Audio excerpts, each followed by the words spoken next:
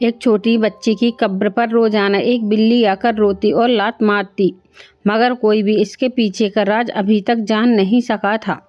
एक दिन पुलिस वाले की नज़र जब इस नज़ारे पर पड़ी तो वो बहुत हैरान हुआ। जब बिल्ली कब्र पर पंजे मारकर चली गई तो पुलिस वाले ने कब्र खोदने का आदेश दे दिया, लेकिन जैसे ही कब्र खोली गई सबके पैरों तले से ज़मीन खिसक गई, क्योंकि उसने मुझे पुलिस में नौकरी करते हुए 3 साल हो चुके थे। लेकिन इन 3 सालों में मैंने कभी भी ऐसा अजीबोगरीब किस्सा नहीं सुना था।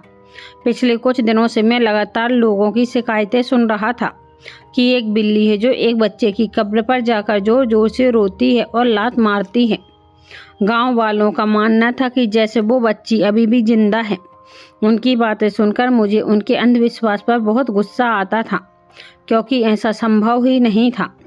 लेकिन यह गांव था जहां के लोग अधिक पढ़े लिखे नहीं थे, इसलिए उनसे इस तरह की बातें सुनना कोई बड़ी बात नहीं थी। आज भी मैं लापता लोगों के मामलों को देख रहा था कि अचानक एक और बदहवास हालत में पुलिस स्टेशन में दाखिल हुई। वो जोर जोर से रो रही थी, उसकी आंखें सूज चुकी थीं और उसके शरीर पर जगह जगह जख्मों के निशान थे। उसकी हालत देखकर मुझे महसूस हुआ कि ज़रूर इसके साथ कुछ गलत हुआ है। मैंने बाकी फाइलें एक तरफ रख दी और उसका ध्यानपूर्वक निरीक्षण करने लगा। औरत के पीछे ही दूसरी औरत भागती हुई आई और मुझसे हाथ जोड़कर बोली, सरकार, हम आपसे माफ़ी चाहते हैं। दरअसल ये औरत मानसिक रोगी है और बिना वजह लोगों के घरों में घुसकर उन्हें परेशान करती हैं। हमें अंदाज़ा नहीं था कि आज पुलिस स्टेशन में भी आ जाएगी। वो औरत बार बार माफ़ी मांग रही थी और पहली औरत को घसीटते हुए बाहर ले जाने की कोशिश कर रही थी, लेकिन मुझे ऐसा लग रहा था कि वो औरत, जिसे सब मानसिक बीमार कह रहे थे, मुझसे कुछ कहना चाहती थी। वो बहुत परेशान नज़र आ रही थी, इसलिए मैंने उसे रोक लिया और दूसरी औरत से कहा, तुम बाहर जाओ, मैं इससे कुछ बात करना चाहता हूँ। पहले तो दूसरी औरत परेशान हो गई क्योंकि वह वहाँ से जाना नहीं चाहती थी, लेकिन जब मैंने उसे गुस्से में घूरा तो वह बिना कुछ कहे बाहर निकल गई। मैंने बाकी पुलिस वालों को भी कमरे से बाहर जाने के लिए कहा। उनमें से कुछ कांस्टेबल मुस्कुराते हुए दिख रहे थे। मुझे उनकी सोच और नीयत पर गुस्सा आ रहा था, क्योंकि मैं समझ रहा था कि वे मेरे बारे में क्या सोच रहे हैं। लेकिन फिलहाल मेरा ध्यान सिर्फ उस औरत पर था। मैंने उस औरत को सामने बैठने को कहा। वो तुरंत बैठ गई और अजीब तरह से अपने बाल खुद हिलाने लगी। मैं उसके बोलने का इंतजार कर रहा था, लेकिन कमरे में बस खामोशी पसरी रही। जब मैंने उसे दोबारा पुकारा तो उसने मुझे ऐसे देखा जैसे किसी गहरी सोच से बाहर आई हो। फिर वो अचानक जोर जोर से रोने लगी। उसे इस तरह रोते हुए देखकर मैं परेशान हो गया, क्योंकि मुझे डर था कि कहीं बाहर मौजूद पुलिस वाले मुझे गलत न समझने लगे। बड़ी मुश्किल से मैंने उसे चुप कराया और पूछा, तुम यहाँ क्यों आई हो? अब मुझे भी लगने लगा था कि शायद वो सच में मानसिक रूप से बीमार है और मैं इस तरह के सवाल करके अपनी खुद बेवकूफ़ी कर रहा हूँ। कुछ देर बाद उसने कांपते हाथों से एक कपड़े का टुकड़ा मेरी ओर बढ़ाया और फूट फूट कर रोते हुए बोली, मेरी बेटी जिंदा है, भगवान के लिए मेरी बेटी को बचा लो। वो कब्र के अंदर रो रही है। रात को भी वो मेरे सपने में आई थी और मुझसे कह रही थी, माँ मुझे वहाँ से निकालो। लेकिन कोई भी मेरी बात का यकीन नहीं कर रहा था। मैं सबको यह कहकर थक चुकी हूँ, लेकिन सब मुझे पागल समझते हैं। यह कहकर वो दोबारा जोर जोर से रोने लगी। उसकी बातें सुनकर मैं हैरान था और गुस्सा भी आ रहा था। मुझे लगने लगा कि सच में मैं एक मानसिक रोगी औरत से बात करके बेवकूफ़ी कर रहा हूँ। इसलिए मैंने उसे सत्तावना दी और कहा, तुम चिंता मत करो, मैं तुम्हारी बेटी को ढूंढ निकालूंगा। इसके बाद मैंने बाकी लोगों को अंदर बुलाया और उस औरत को बाहर भेज दिया। मैं अभी भी उसी औरत के बारे में सोच ही रहा था कि तभी कांस्टेबल वर्मा तेजी से मेरे पास आया और बोला, साहब आप मेरी बात माने या ना माने, लेकिन मुझे लगता है कि ये मामला कुछ और ही है। पहले मुझे भी लगता था कि लोग झूठ बोल रहे हैं और बिना सिर पैर की बातें कर रहे हैं, लेकिन जब से मैं खुद उस बच्ची की कब्र से होकर आया हूँ तब से मेरी सोच बदल गई है। वहाँ सच में वो बिल्ली रोज जाकर लात मारती है। मैंने उसे देखा है, वह काफ़ी देर तक वहाँ खड़ी रहती है और रोती भी है। कुछ लोगों का कहना है कि उसने कब्र को खोदने की भी कोशिश की है। शायद वो उस बच्ची को वहाँ से निकालना चाहती है। कांस्टेबल की बातें सुनकर मुझे गुस्सा आ गया। मैंने कहा, बस करो वर्मा, तुम इस तरह की बेवकूफ़ी भरी बातों पर विश्वास कैसे कर सकते हो? तुम्हें पता है उस बच्ची को मरे हुए काफ़ी वक्त हो चुका है। लोगों ने उसे कब का दफना दिया है, फिर ये कैसे हो सकता है कि वह बच्ची अब भी जिंदा हो। मान भी लिया जाए कि वो जिंदा थी तो दफनाने के बाद कोई इंसान कितनी देर तक सांस ले सकता है। वह छोटी बच्ची थी, अंधेरे और डर की वजह से उसकी सांसें तो खुद ब खुद बंद हो जाती होंगी। मैं कांस्टेबल वर्मा को समझा रहा था, लेकिन वह अजीब नज़रों से मुझे घूरे जा रहा था। ऐसा लग रहा था कि उसने मेरी बात सुनी ही नहीं। यह देखकर मुझे गुस्सा आने लगा। मैंने उसे गुस्से से पुकारा और कहा, अब तुम मुझे यह मत बताना तुम भी गांव वालों की तरह अंधविश्वास पर यकीन करने लगे हो। उसने गहरी सांस ली और कहा, साहब आप मेरी बात सुनने के लिए तैयार ही नहीं हैं। मुझे लगता है कि आप कुछ ज़्यादा ही पढ़े लिखे हैं, जिसकी वजह से आपका इस तरह की बातों पर भरोसा उठ गया है। उसकी बात सुनकर मेरा गुस्सा और बढ़ गया। वो मेरी ढिलाई का नाजायज फ़ायदा उठा रहा था और उल्टा मुझ पर ही बातें बना रहा था। मैंने उसे सख्ती से मना किया और कहा, अब दोबारा मेरे सामने इस तरह की फालतू बातें मत करना। जहाँ तक मेरे पढ़े लिखे होने का सवाल है तो उसके लिए मैं अपने माँ बाप और भगवान का बहुत शुक्रगुजार हूँ, जिन्होंने मुझे इतनी बुद्धि दी है कि मैं अंदाज़ा लगा सकूं कि अंधविश्वास और सच्चाई में ज़मीन आसमान का फ़र्क होता है। मेरी बात सुनकर वो खामोशी से गर्दन झुकाकर उसी वक्त कमरे से बाहर निकल गया, जबकि मैं दोबारा फाइल देखने लगा जो गुमशुदा लोगों के मामलों से जुड़ी थी। यह केस पहले ही बहुत ज़्यादा पेचीदा होता जा रहा था और अब इस बिल्ली वाले केस ने पूरे गांव में हलचल मचा दी थी। मैं ज़्यादा देर तक फाइल पर ध्यान नहीं दे पाया, क्योंकि मेरे जहन में सिर्फ और सिर्फ वही बिल्ली गूंज रही थी। मैं खुद देखना चाहता था कि आखिर ऐसा क्या है जिसने सारे गांव वालों को पागल बना दिया है और उनकी सोचने समझने की शक्ति को पूरी तरह से ख़त्म कर दिया है। यह सब देखने के लिए मैंने शाम के वक्त गांव में एक चक्कर लगाने का फैसला किया, क्योंकि मैं सबसे पहले गांव के लोगों से जाकर पूछना और सुनना चाहता था कि वे इस अफवाह के बारे में क्या सोचते हैं और क्या कहते हैं। मैं यह भी तसल्ली कर लेना चाहता था कि यह बिल्ली वाला किस्सा वहां कई गांव के हर आदमी की जुबान पर चढ़ा हुआ है या फिर बस कुछ ही लोग हैं जिन्होंने मिलकर इस अफवाह को हवा दी है। इसके अलावा मैं उस लड़की के माँ बाप से भी मिलना चाहता था जिसकी कब्र पर रोज़ वो बिल्ली आती थी। इस बिल्ली का इन सब चीज़ों से क्या रिश्ता था, मैं इस बारे में भी जानना चाहता था। शाम के वक्त जब मैंने वर्मा से इस बारे में बात की तो उत्साहित हो गया और कहने लगा, मुझे अपने साहब पर पूरा यकीन था कि आप हमारी बात पर भरोसा करेंगे। मेरे मन में तो आया कि मैं उनसे कहूं कि ये सब कुछ मैं तुम्हारी बात मानकर नहीं कर रहा, बल्कि मैं खुद ही सच्चाई को जानना चाहता हूं। लेकिन यह कहकर मैं उसका दिल नहीं तोड़ना चाहता था। इसी वजह से मैंने यह बात अपने अंदर ही दबा ली और फिर शाम को हम लोग गांव का चक्कर लगाने के लिए निकल पड़े। यह गांव बहुत बड़ा था, इसकी आबादी बहुत ज़्यादा थी, लेकिन साथ ही गरीबी भी हद से ज़्यादा थी। इसी वजह से यहाँ के लोग पढ़ाई लिखाई को अधिक महत्व नहीं देते थे, क्योंकि उनका मानना था कि पढ़ लिख कर भला करना ही क्या है, इसलिए वे पढ़ाई पर पैसा बर्बाद नहीं करना चाहते थे। मैं कुछ दूर चलकर एक गली में दाखिल हुआ, तभी मुझे एक औरत की आवाज़ सुनाई दो जो मिर्च मसाला लगाकर दूसरी औरत से बात कर रही थी। तुम्हें पता है, रात के वक्त वो बिल्ली फिर से उस लड़की की कब्र पर गई थी और उसने कब्र को आधा खोद डाला था, लेकिन तभी वहाँ कुछ आदमी पहुँच गए जिन्होंने उस बिल्ली को वहाँ से भगा दिया, वरना पता नहीं कब्र के अंदर से क्या निकल आता। दूसरी औरत ने उत्सुकता से पूछा, सच में? फिर क्या हुआ? पहली औरत बोली, मुझे तो लग रहा है कि अगर हमने उस लड़की की मदद नहीं की तो हम पर भी भगवान का कहर टूटेगा। अरे मैंने तो अपने पति से कह दिया है कि बाकी सबको छोड़ो, तुम ही जाकर वह कब्र खोद दो। लेकिन मेरे पति ने मेरी बात नहीं मानी और कहने लगा कि अगर पुलिस को इस बारे में पता चल गया तो वे हम लोगों को पकड़कर ले जाएंगे। बस इस कमबख्त पुलिस वालों की वजह से ही हम लोग चुप हैं, वरना हम तो पता लगा कर ही रहते कि आखिर ये पूरा मामला क्या है। इससे पहले कि वह आगे और कुछ कहती, मैं खुद ही उसके पास चला गया, क्योंकि मैं उसके दिमाग में भरे अंधविश्वास को निकालना चाहता था। मैंने उस औरत से पूछा, क्या तुमने अपनी आंखों से उस बिल्ली को कब्र खोदते हुए देखा है? मेरी बात सुनकर उसने तेजी से गर्दन हिला दी और इनकार कर दिया। मैंने कहा, तो फिर तुम इतने यकीन से कैसे कह सकती हो कि यह सब सच है? मेरी बात सुनकर वो बिल्ली खामोश हो गई। इससे पहले कि मैं वहाँ से जाता उसने मुझे दोबारा पुकारा और कहने लगी, गांव में सब लोग इस बारे में बातें कर रहे हैं, सबको लग रहा है कि ये बड़ा चमत्कार होने जा रहा है। उसकी बात सुनकर मैंने तेजी से सिर हिलाया और सोचा, ठीक ही कहते हैं कि गवार इंसान से बहस करके आदमी अपनी ही बेइज्जती करवा लेता है। इसी वजह से मैंने उससे और कोई बहस नहीं की। मुझे अंदाज़ा हो गया था कि लोग सिर्फ बातों से नहीं समझेंगे, बल्कि इन्हें सच्चाई सामने लाकर दिखानी होगी।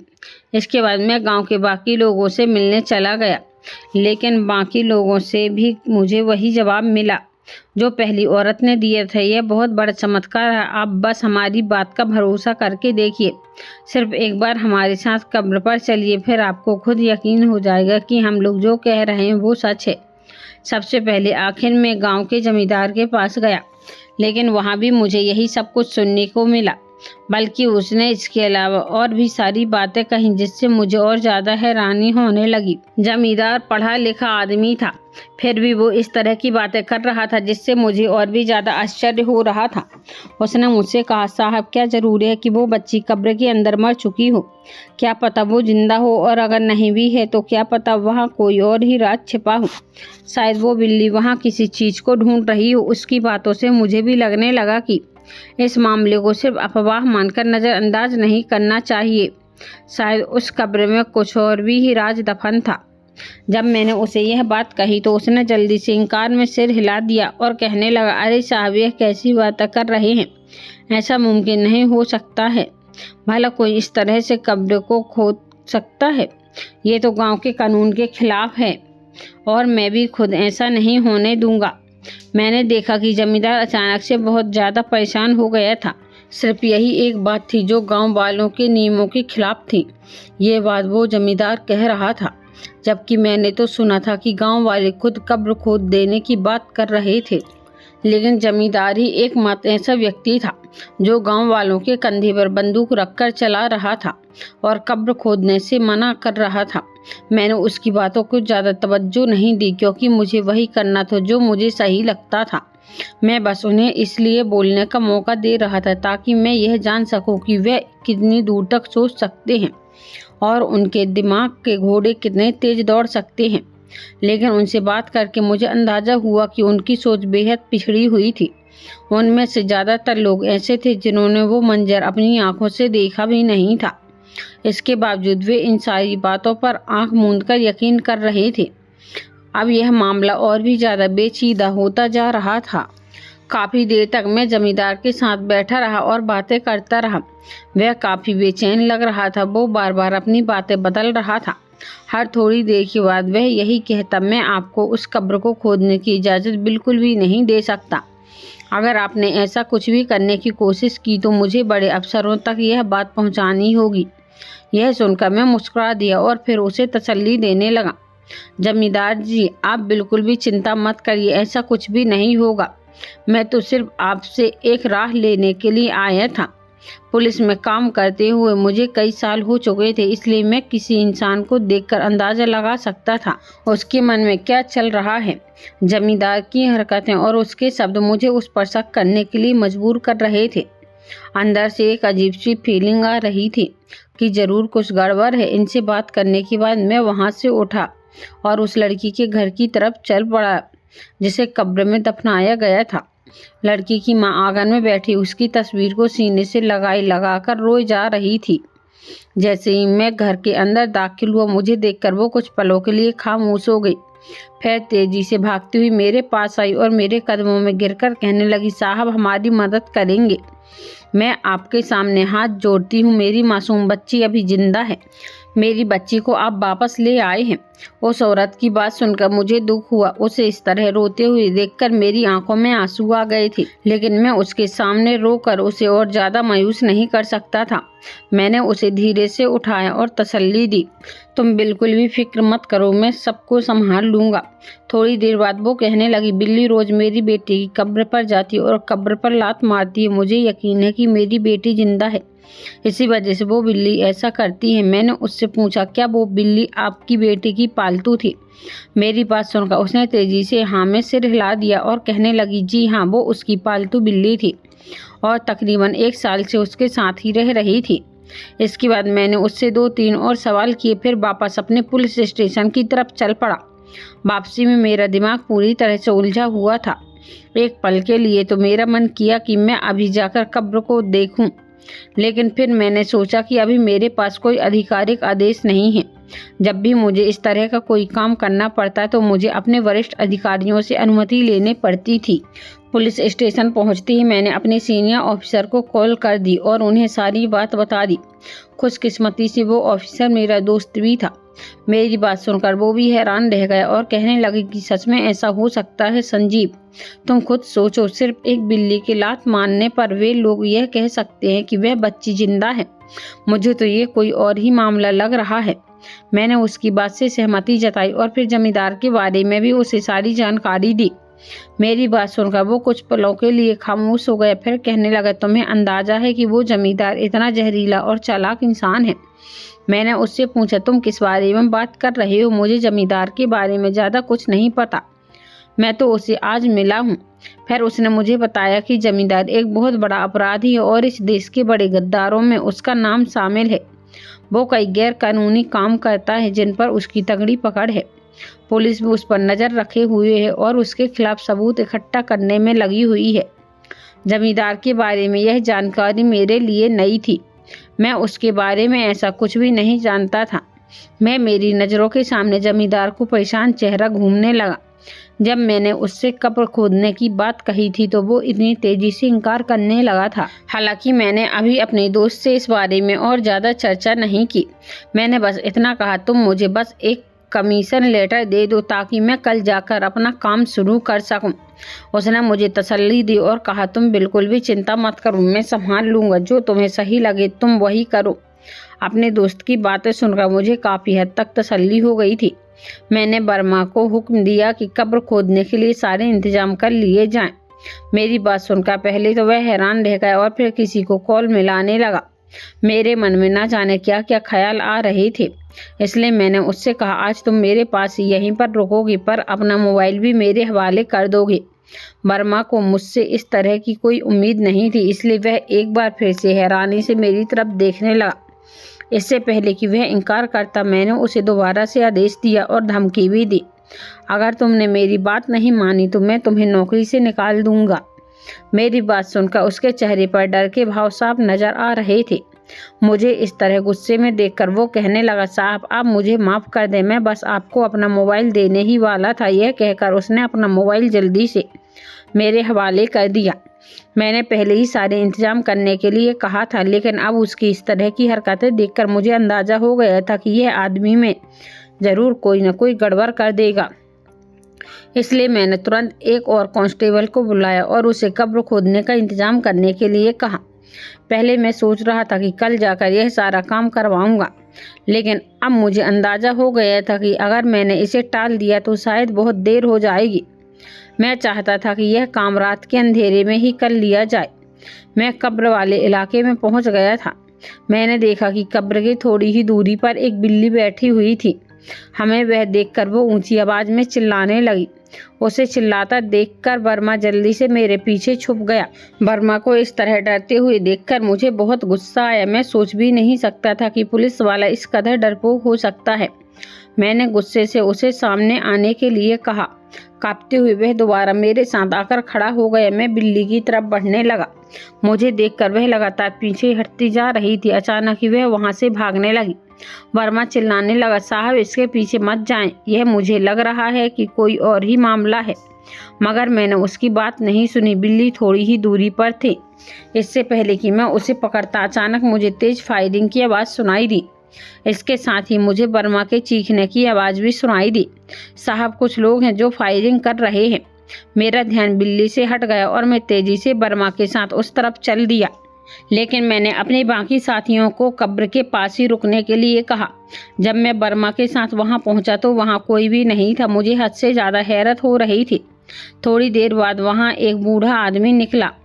वो मुझसे बोला, सुनो पुलिस वाले, रात के अंधेरे में यह काम मत करो। सुबह रोशनी में सब गांव वाले के सामने यह सब करना ताकि दूध का दूध और पानी का पानी हो जाए। और अब अगर तुम्हें कुछ पता भी चल जाता तब भी कोई तुम्हारी बात पर यकीन नहीं करेगा, क्योंकि गांव वाले अंधविश्वास लोग हैं। मैंने गहरी सांस ली और न चाहते हुए भी अपने लोगों को लेकर वापस आ गया। लेकिन मैंने 2 काबिल भरोसेमंद लोगों को वहां पर छोड़ दिया। ना जाने क्यों मुझे ऐसा लग रहा था कि अगर हम सभी लोग वहां से चले गए तो रात में कुछ न कुछ जरूर ऐसा हो जाएगा जो सब कुछ बदल देगा। वो पूरी रात मैंने जागते हुए इसी मामले के बारे में सोचते हुए गुजारी। सुबह तक मेरी आंख लग गई थी, लेकिन मैंने एक अजीब गरीब सपना देखा जिसकी वजह से मैं डर के मारे उठ बैठा। मेरा पूरा शरीर पसीने से भीगा हुआ था और दिल तेजी से धड़क रहा था। मैंने सपने में देखा कि एक बच्ची कब्र से बाहर निकलती है, तेजी से मेरे पास आकर मेरा गिरबान पकड़ लेती है और गुस्से में कहती है, तुम्हें अच्छे से पता था कि मैं जिंदा हूँ, लेकिन इसके बावजूद भी तुम मेरी मदद करने नहीं आए। तुम्हारी वजह से इन जालिमों ने मुझे मार दिया। इसके बाद वह बच्ची मेरा गला कसकर पकड़ लेती है। इससे पहले कि वो सपने में मेरी जान ले लेती, अचानक मेरी आंख खुल गई। मेरी हालत देखकर पास में बैठा वर्मा परेशान हो गया और पूछने लगा, साहब क्या हो गया? आप इस तरह पसीने में भीगे हुए हैं, कहीं आपने कोई डरावना सपना तो नहीं देख लिया? उसकी बात सुनकर मैंने सिर हिलाया और कहा, हाँ सच में मैंने अभी एक डरावना सपना देखा था। मेरा दिल बेचैन हो गया था कि मैं किसी भी तरह कब्र के पास पहुंचा। फिर कब्र खुदवा कर देखा। करीब 1 घंटे के बाद मैं फिर से उस जगह पर वापस पहुंच गया। मैंने देखा कि मेरे लोग अभी भी वहीं पर खड़े थे। उनकी हालत बहुत बुरी लग रही थी। यकीनन रात भर पहरा देते देते वह लोग बहुत ज़्यादा थक चुके थे। मैंने उन्हें आदेश दिया, अब तुम लोग अपने घर जाकर आराम करो, लेकिन वह अभी भी जाने के लिए तैयार नहीं थे। उन्होंने कहा, जब तक हम इस केस को पूरी तरह से सुलझा नहीं लेते तब तक हम यहाँ से कहीं भी नहीं जाएंगे। मैंने भी उनसे ज़्यादा जिद नहीं की, क्योंकि मुझे अभी भारी पुलिस फोर्स की ज़रूरत थी। मैंने अपने आदमियों को आदेश दिया, इस कब्र को खोदना शुरू कर दो। जैसे उन्होंने थोड़ी सी मिट्टी हटाई तभी वहां जमींदार आ गया। वह गुस्से में चिल्लाया, सुनो पुलिस वाले, अभी और इसी वक्त रुक जाओ, वरना मुझसे बुरा कोई नहीं होगा। उसकी बात सुनकर मैं मुस्कुराने लगा और जवाब दिया, तुम्हें जिससे भी मेरी शिकायत करनी है जाकर कर दो, लेकिन अब तो मैं यह कब्र खोद कर ही रहूँगा, पता लगा कर ही रहूँगा कि इसमें आखिर ऐसा क्या है। तभी मैंने देखा कि जैसे ही थोड़ी सी मिट्टी हटाई गई, वहां से कुछ मांस के टुकड़े बाहर निकलने लगी। जैसे ही वे टुकड़े बाहर आए, बिल्ली तेजी से भागती हुई आई और उन टुकड़ों पर टूट पड़ी। यह देखकर मुझे अंदाजा हो गया कि बिल्ली किसी और वजह से नहीं, बल्कि यहाँ पड़े इन मांस के टुकड़ों की वजह से ही बार बार आ रही थी। लेकिन सवाल ये था कि ये टुकड़े यहाँ पर कौन डाल कर गया था। अब एक और बात थी जो मुझे परेशान करने में लगी हुई थी। मैंने अपने साथियों से कहा कि वे कब्र खोदना जारी रखें। काफ़ी देर बाद जब कब्र और ज़्यादा खुद गई तो देखा कि वहाँ तो सब कुछ बिल्कुल सामान्य था। ऐसा महसूस हो रहा था कि जैसे वहाँ कभी किसी को दफनाया ही नहीं गया हो। मैंने वहाँ से थोड़ी सी मिट्टी हटाई और उसे टेस्ट के लिए भेज दिया। करीब 1 दिन बाद जो रिपोर्ट आई उसे देखकर यह अंदाज़ा हुआ कि असल में उस कब्र में तो कभी किसी को दफनाया ही नहीं गया था। मुझे समझ में नहीं आ रहा था कि इस कब्र और उस लड़की की ये क्या कहानी थी। जब मैंने उस लड़की की अंतिम विदाई के बारे में पूछा तब मुझे पता चला कि उस बच्ची को तो वो जमींदार ही अंतिम विदाई देने के लिए गया था, क्योंकि वो एक विधवा औरत की अकेली बेटी थी। वह विधवा औरत अपनी बेटी के लिए अंतिम संस्कार का सामान नहीं जुटा पा रही थी। फिर मुझे यह भी पता चला कि उस बच्ची को वहाँ लाने वाला भी जमींदार ही था। जमींदार ने ही सबको यह बताया था कि वो बच्ची उसी जंगल में मरी हुई मिली थी। यह बात बहुत लंबे समय से छुपी हुई थी और मुझे भी इसके बारे में कुछ नहीं पता था। दरअसल यह मामला आज से 2 महीने पहले का था। मैं 1 महीना पहले ही इस गांव में पोस्टिंग पर आया था। गांव में बच्चे लगातार गुमशुदा हो रहे थे। मुझे जमींदार पर शक होने लगा और उस समय तो मैंने उससे माफ़ी मांग ली और कहा, मैं दिल से शर्मिंदा हूँ कि मैंने आपकी बात पर भरोसा नहीं किया। लेकिन उस वक्त मैंने उसे कुछ भी नहीं बताया और चुपचाप उसकी हरकतों पर नज़र रखने लगा। मैंने अपने साथ काम करने वाले बाकी जूनियर पुलिस वालों से कह दिया था कि वह जमींदार के हर आने जाने और उसकी हर एक हरकत पर नज़र रखें। फिर मैं इस तरह से बर्ताव करने लगा जैसे मैं एक बेपरवाह पुलिस वाला हूँ और मुझे गांव के किसी भी मामले में कोई दिलचस्पी नहीं है। कुछ समय बीता तभी एक लड़की की गुमशुदगी का मामला मेरी नज़र में आया। मैंने सबको यह बताया कि मुझे इसमें कोई दिलचस्पी नहीं है, लेकिन अंदर ही अंदर मैं इस मामले पर काम कर रहा था। इसके कुछ दिनों बाद फिर से एक और लड़की की गुमशुदगी की खबर आई। अब मुझे पूरी सच्चाई का पता चल चुका था। मैंने अपने सारे मुखबिर गांव में और गांव के आसपास के जंगल में फैला दिए थे। मेरे एक मुखबिर ने जमींदार को एक लड़की के साथ जंगल की ओर तेजी से जाते हुए देखा था। थोड़ी ही देर बाद जमींदार ने उस लड़की को एक आदमी के हवाले कर दिया। मेरे आदमियों ने जब उस आदमी का पीछा किया तो पता चला कि जंगल के बीचों बीच एक खुफिया सुरंग थी, जहां यह जमींदार उन बच्चियों को ले जाता था। बहुत जल्द वो उन्हें दूसरे देश में बेचने वाला था। उन्हें बच्चियों में से एक वही लड़की थी जिसकी कब्र की लोगों ने अफवाह फैला दी थी। वहाँ रोज एक बिल्ली जाकर लात मारती है। गांव वालों का मानना था कि इसका मतलब यह है कि वो बच्ची जिंदा है। असल कहानी यह थी कि वो बच्ची वाकई में जिंदा थी, लेकिन हालात कुछ और थे। वो बच्ची कमरे के अंदर नहीं बल्कि यह खुफिया जगह पर थी। मैंने जमींदार को रंगे हाथों पकड़ लिया और अपने बाकी अफसरों की मदद से उसे सजा दिलाने में भी कामयाब हो गया। इसके बाद गांव वालों को भी पता चल गया कि इस बात में कोई सच्चाई नहीं थी, बल्कि जमींदार ने अपने गुनाहों को छुपाने के लिए ही यह अंधविश्वास गाँव वालों के दिमाग में डाल दिया था, ताकि वो इस अंधविश्वास की आड़ में अपने काले कारनामे को अंजाम देता रहे और किसी को भी उस पर शक न हो। यह सच्चाई जानने के बाद गांव के तमाम लोग बहुत ज़्यादा शर्मिंदा थे। तब उन्हें एहसास हुआ कि कभी भी सुनी सुनाई बातों पर यकीन नहीं करना चाहिए, बल्कि हमेशा सच्चाई का पता लगाना चाहिए। मैं भले ही कुछ समय के लिए ही इस इलाके में काम करने गया था, लेकिन इसके बाद मेरा ट्रांसफ़र होकर दूसरी जगह पर हो गया। लेकिन पिछली जगह के लोग मुझे आज भी याद करते हैं और मेरी बहुत तारीफ़ करते हैं। दोस्तों, उम्मीद करती हूँ कि आपको हमारी यह कहानी पसंद आई होगी। कहानी पसंद आई हो तो वीडियो को लाइक करें, चैनल पर नए हैं तो चैनल को सब्सक्राइब करें, नोटिफिकेशन को ज़रूर दबाएं ताकि अगली अपडेट सबसे पहले आपको मिले। धन्यवाद।